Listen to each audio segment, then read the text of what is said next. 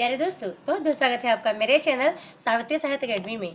तो बताना चाहूंगी कि सबसे पहले तो बताना चाहूंगी एक गुड न्यूज है मेरे लिए कि मेरा पीएचडी का एंट्रेंस क्वालिफाई हो गया है, लखनऊ पीएचडी का। ठीक है, हम हमारा जो इंटरव्यू है वो होगा 12 के बाद। तो बस आप दुआ करते रहना कि मेरा इंटरव्यू भी अच्छा जाए। और जो चीज़ मैं कभी नहीं चाहती थी कि हो पाएगा जीवन में, वो हो रहा है। ठीक है, कहते हैं ना, जब आप दूसरों के साथ आप अच्छा करेंगे तो आपके साथ ऑलरेडी अच्छा होगा। ठीक है, चलिए एक बात कह दूं मैं आपसे। कुछ मित्र मुझसे पूछ रहे थे कि मैम आपका जो पीडीएफ है, क्या केवल आपका पीडीएफ पढ़ लेने से हमारा नेट चेयर हो जाएगा? तो बिल्कुल हो जाएगा।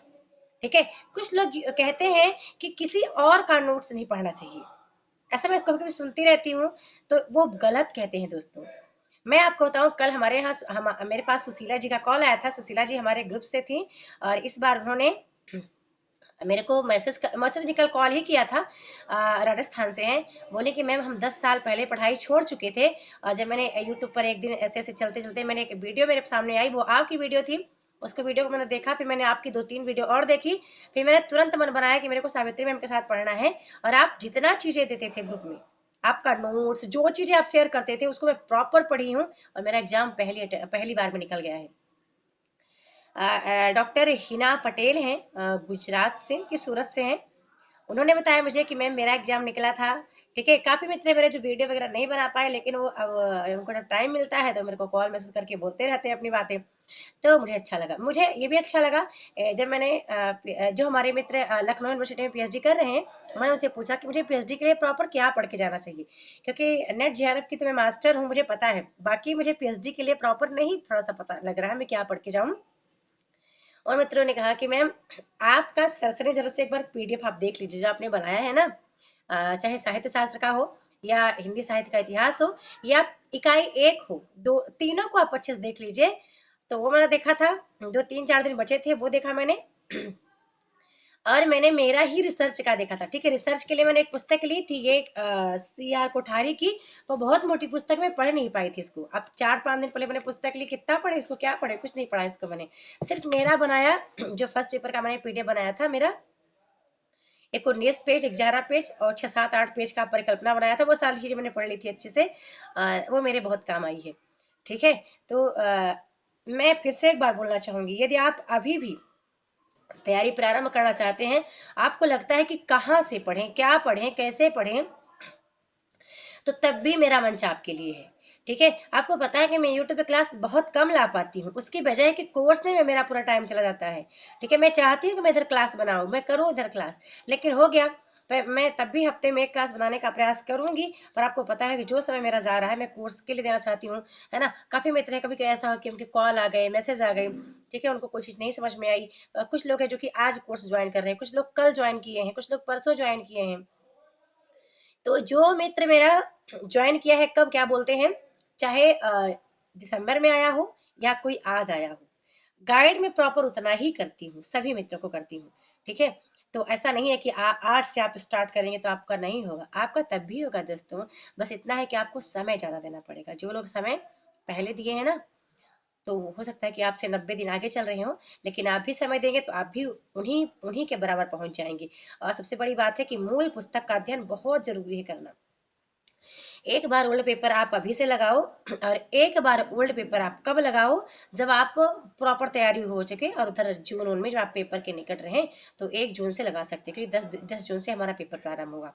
ठीक है, इस तरह से आप तैयारी को सही दिशा में ले जा सकते हैं।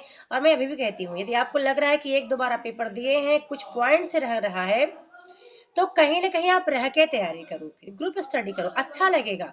आपको समझ में आएगा कि क्या चीजें हैं, कहाँ से कहाँ पे छूट रही हैं। ठीक है, मतलब अकेले पढ़ने से बेहतर है। और तब भी ग्रुप स्टडी आप करो, कहीं ना कहीं ग्रुप ज्वाइन करो जो आपको लग रहा है कि समय आप कम दे पाते हो। तो ऐसा रहेगा ना कि आप कहीं ना कहीं उस दिनचर्या को आप जीने का प्रयास करेंगे। ठीक है, ये भी बेनिफिट है रहने का। है ना, तो बस एक छोटी सी वीडियो मुझे बनाने का मन था कि मैंने कहा मैं कुछ बताती हूँ आपको लिए, आप आपके लिए, और बता दूं कि मेरा नोट्स वाकई बहुत बहुत लाजवाब है। इसलिए है, मैं देखी हूँ काफी मित्र है ना जो अपना ओपिनियन देते हैं कि मैम आपका नोट्स पढ़ के हमने सेट निकाला था।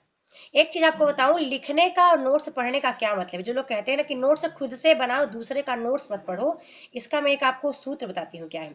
जब आप नोट्स को, किसी का नोट्स लेके आप लिखते हैं, तो वहां पे फर्क इतना है कि पांचों ज्ञानेंद्रियां आपकी एक्टिव रहती हैं। ठीक है, आप हाथ से लिख रहे हैं, आंखों से देख रहे हैं, कानों से सुन रहे हैं, मुंह से बोल भी रहे हैं, मतलब बॉडी एक्सप्रेशन आपका चल रहा है, तो एकाग्रता यहाँ ज्यादा है। यदि इसी एकाग्रता को आप लिख करके ना, यदि पढ़ते समय आप लगाएं, तो भी बेनिफिट उतना ही होगा। चाहे आप किसी के नोट्स का प्रिंट आउट लेके पढ़ें या आप लिख के पढ़ें।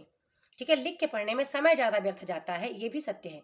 ठीक है, और वही एकाग्रता आप नोट्स को पढ़ने में लगाइए, कहीं ना तो ध्यान लगा करके, तो बेनिफिट उतना ही होगा। ठीक है, तो उनकी बात को मैं बिल्कुल नकारती हूँ। शायद उनको ये बात नहीं पता है कि लिखने पर हमारी कई ज्ञान इंद्रियां हैं जो एक साथ हमारा काम करती हैं। ठीक है, तो हमें लगता है कि लिख के जल्दी याद होता है। ठीक है, आज तक आप यही जानते थे कि लिख के जल्दी याद होता है। मैं भी काफ़ी टाइम यही सोचती थी। जब मैंने थोड़ा सा शिक्षा शास्त्र क्या बोलते हैं, मनोविज्ञान साइकोलॉजी का अध्ययन मैं करती गई, तो फिर कुछ ये चीज़ें डाउट था ना, वो क्लियर हो गया कि लिखने से ज़्यादा याद क्यों होता है, वजह क्या है उसकी, और पढ़ने से कम याद होता है। तो फर्क इतना है एकाग्रता का। यहाँ पे हमारी ज्ञानेंद्रियां सब एकाग्र रहती हैं, और हम यहाँ पे हमारे मन को भटकाते रहते हैं। तो यदि हम उसी एकाग्रता से यहाँ भी काम करें, केवल नोट्स को पढ़ें, तब भी हमारा उतना ही बेनिफिट होगा।